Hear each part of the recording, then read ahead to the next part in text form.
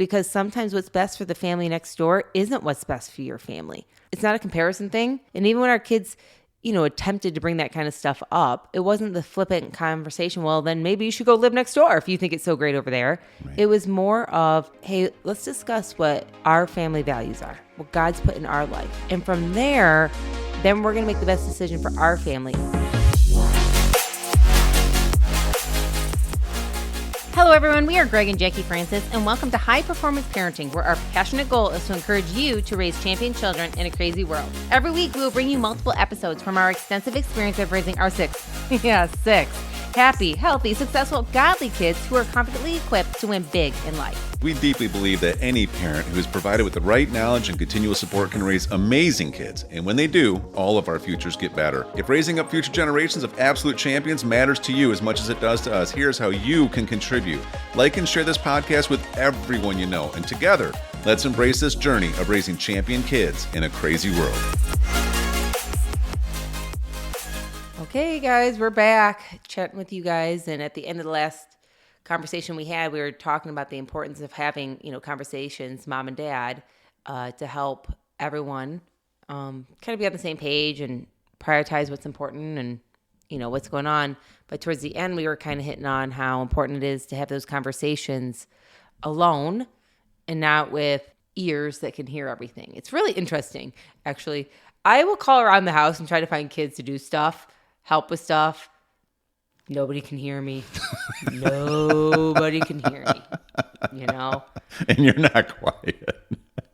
I'm more quiet than you, but that is not true. Okay. You have some lungs and you know it. Yeah, only when I'm yelling at you.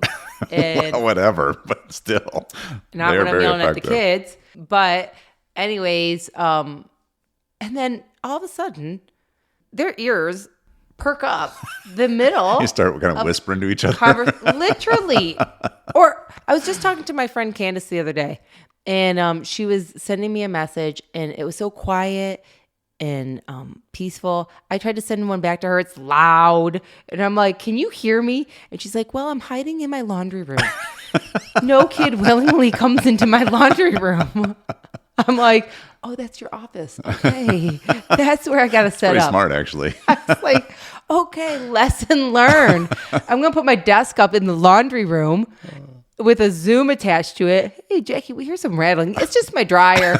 Nobody comes in when the dryer's going. Right there. But a mom of six backdrop. That's yeah, that's reality.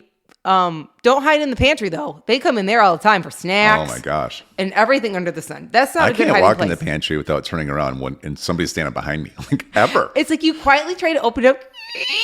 They could be in bed now. It's like all of a sudden everyone's ear turns to like, oh, yes, snack time. Like. Crazy. But with that comes, how many times have we tried to have a conversation and the kids are truly listening when they should not be? Mm-hmm. And we kind of give each other the look like this is obvious that they're prying into conversations that are not theirs. Mm-hmm. And I know what most people can say, well, then you probably, should go have the conversation somewhere else. Well, that'd be fine. But sometimes I'd like to just ask a question or two without feeling like ears are everywhere. How many times have you and I been maybe checking something on our phone and they're over our shoulder like, hey, who are you texting? Oh, can you tell them I said hi? And you're like, get off my shoulder. Sometimes they'll just literally walk right next and just put their face almost in front of my face and start reading a text I just got. It's one of the conversations we have to have soon with them. Or how many times are we listening to our voicemails? And they're not bad voicemails. It's not that they can't hear them, but we don't want to discuss them with them. And my point being in the whole thing is, we have learned so many times that actually we're kind of opening a doorway for them to listen and pry. When we don't tell them, it's kind of none of their business. Yeah. And we're giving them kind of a inlet to almost not give a little space. That's been the conversation lately, hasn't it, on us? Yeah, you and I have been talking about it. We got to have this conversation prior to team meeting and just really, take the time to explain it. Because the easy thing to do will be just in the moment to get kind of upset and be like, just move, like get away. Give me a minute.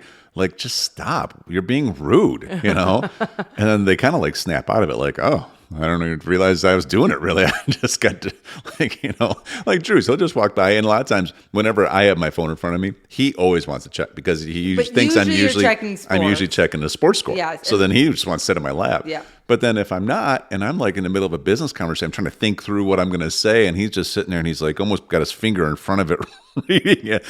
I don't even care that he reads it. It's the point is like now I know he's going to ask me questions. Hey, Dad, so who's that? And what are you asking him about? And how did it? And I'm just like, I got work to do. Like I don't have time to explain this right now because we've also taught them to be very conversational.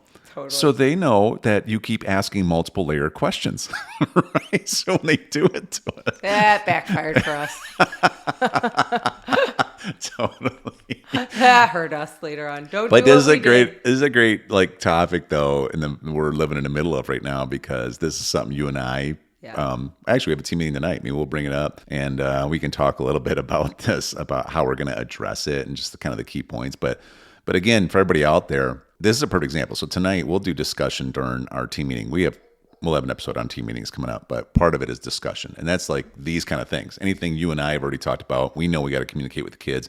It's easier to do it with all 6 of them together versus one at a time. Not that we won't answer questions individually if they have them, but if we can cover 80% of it here, and then, but I'll go in a unified front. And there's so much power in it because one of us will start explaining, we'll start giving examples. The other one usually thinks of another example or two, but they hear us saying the same thing, that we are in agreement. They know there's no discrepancy between you and I and our philosophy, and therefore there's power with it. That's what I feel like happens. Like we don't get a lot of pushback from our kids because of this, and I think it's because we're so unified on the front end. Yeah, and we just remind them. I think anytime maybe they come to us and say, Dad was talking about this at the last team meeting, or Dad brought this up again, it's like, yep, he did remember what we were talking about. Dad and I were saying how this is how we're going to do things now, or this is why we do this, or, we answer them kind of like together so they understand. Let's remind each other that when one of us says it, we're both saying it. Yeah. The other day, it's funny how many of these topics come up. So I'm kind of glad we're doing this conversation here. Because the other day, something came up because, the twins are 14. So, Bella's interested in being driving as soon as she can. And Abby doesn't seem like she's in as much of a hurry, but it's on Bella's mind. And so the conversations are coming up and I don't want to just push her up, be like, no, we're not going to talk about it. It's like, okay, I get it. In March, you're going to be 15 and you're really got this in your brain. So we're thinking about cars and stuff. And, you and I, we have our kids actually work for us in different businesses and they earn an income from that. And it goes in a savings account for them. And that's been building up. And you and I have been discussing what that should be used for them, right? Versus them just being able to think they just have access to whatever. It's not really our strategy. So we've talked about that. But the other thing is, okay, so what are we doing as far as vehicles for them? Are we going to challenge them to start making some of their own money in order to actually be able to purchase a vehicle? Are we going to let them just use one of our vehicles for a season? But this is another conversation you and I need to have and talk through. So that way we're unified because, little conversations are starting to come up in the car when it's just me and Bella or something, or maybe just you. And so we just got to have it, that way because she has a desire for it. Yeah, last thing I want to do is give an idea of a certain way that you're not in agreement with. Right. And then it creates weirdness, and so. And sometimes, we get caught up answering questions to our kids without really not trying to not be on the same page as mom and dad. You know what I mean? Like you just said, even Bella with the car driving thing. I mean, she kept bringing it up to me. She's like, at 14 and a half, I can take driver's ed. And I'm like, and finally I remember you and I kind of talking about it. I said, what, Bella, at this time, we're just really not discussing about you taking driver's ed right now. Like Dad and I can evaluate it, but until we can, this is not really a topic for you to keep pressuring me with because I'm not signing you up for lessons or driver's ed, whatever you want to call it. And I'm like, so when Dad and I are ready, we'll bring it to you. Until then, give us a chance. Right. And so, just to kind of go down this, I know we were not prepared for this, but I mean, there's like a number of things that I know that I want to talk to you about when it comes to this, because typically when it comes to any of these life decisions like this, we have to filter through what were our normals growing up? What are our experiences? Because we whether we know it or not, we kind of tend to gravitate towards them just from experience. But you and I, we always try to take the time to be like, okay, let's get our normals out, communicate them to each other. It helps to understand each other, I think, about the perspective where you're coming from. Because if ours are so different, then it's like, why would you even think about doing that? Why wouldn't we do it this way? And it can almost be like an internal argument. But we know enough to know that, okay, we have these normals, but what is the normal we want to create from us down? Yep. Right? Because we're building in new normals and we want them to be effective. And, so it's things like, okay, I know one topic about this is, I want to talk to you a little bit about what does it look like to prove that you're mature enough, and you and I will kind of hash that out. So then we can communicate that to our kids. So that way they know that they need to be preparing in that regard to be able to prove that to us. You know what I mean?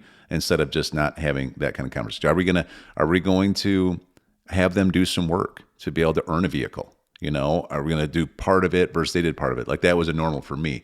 The deal was that my dad would be willing to, if I paid half, he'd pay the other half up to a certain amount. Right. Sure. And, are we going to be willing to do that? Because I can see the value in that, At the same time, I can also see the value in us wanting to just, not put that kind of burden on our kids, depending on all the things they have going on in their schedule with sports and school and everything else. So, or what kind of job would we even want them to have today to earn money? Like that's a whole nother topic for us. Because back in the day, you and I went and got jobs at a grocery store or a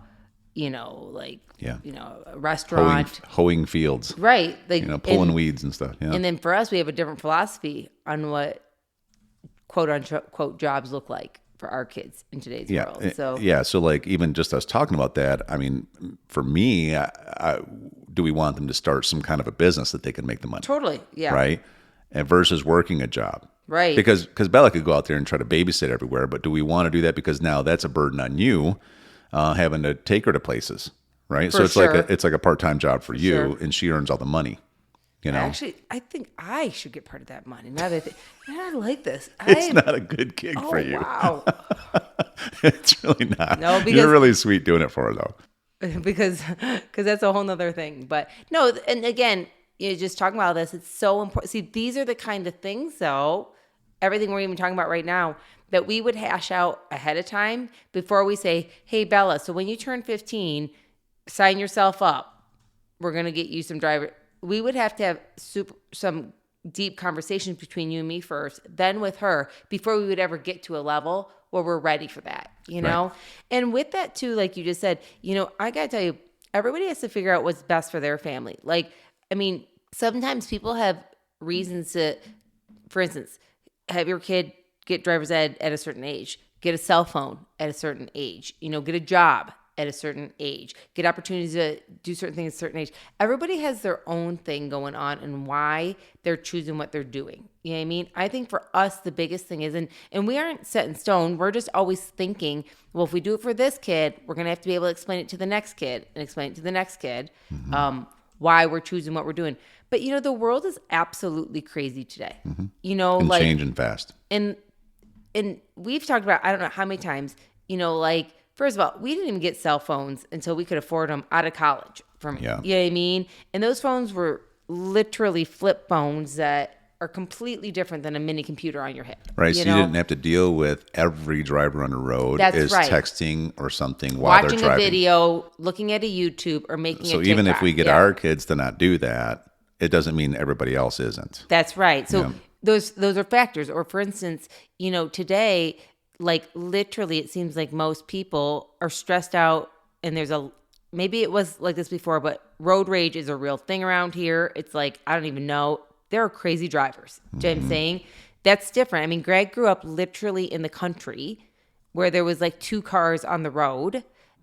It's true. It was really safe. It was really like, I mean, we had it's funny, but we had literally a Chevette. Right. Those small What'd you cars. call it? Well, I was my vet. Well, I used to tell everybody I owned a vet when I was a kid. Your friends, hey, you want to pick you up in my vet? vet? It was a Chevette. For those of you that are younger, that's a really, really bad car. But Craig was drove a super vet. cheap, and I think like $500 to buy one. But anyways, but it was a manual But I remember being 15 years old. Sure. And going with my mom, but I'm on these old country roads. You don't see another car. Right. I'm out there learning how to drive a stick shift, learning how to stop, learning how to turn, learning how to back up. I mean, I remember like it was yesterday. Like we drove back roads so many times before we ever went into a town. And even the town we were in was so small. It wasn't like it was a big metropolis area and you had a ton of traffic and people honking at each other.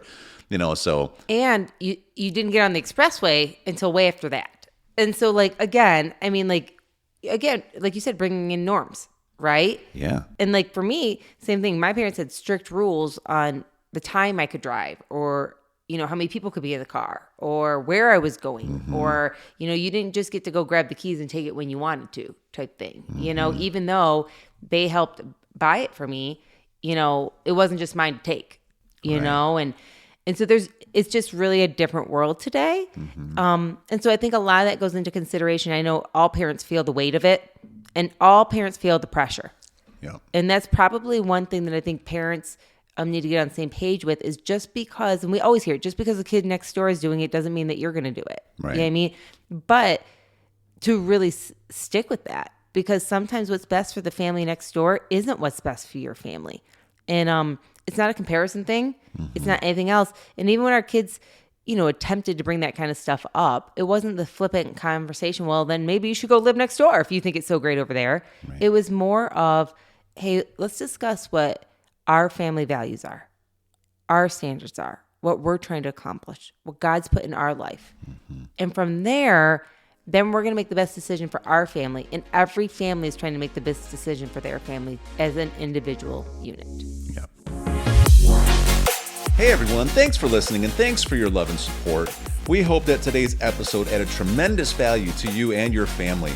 It would mean so much to us if you would partner with us on our mission of helping parents around the globe raise champion children in this crazy world. To do so, simply take a moment to like and share this podcast with everyone in your network. And we have great news. You get more of us. You can expect new episodes every Monday, Wednesday, and Friday mornings. So be sure to consistently tune in with us and enjoy our show. See you next time.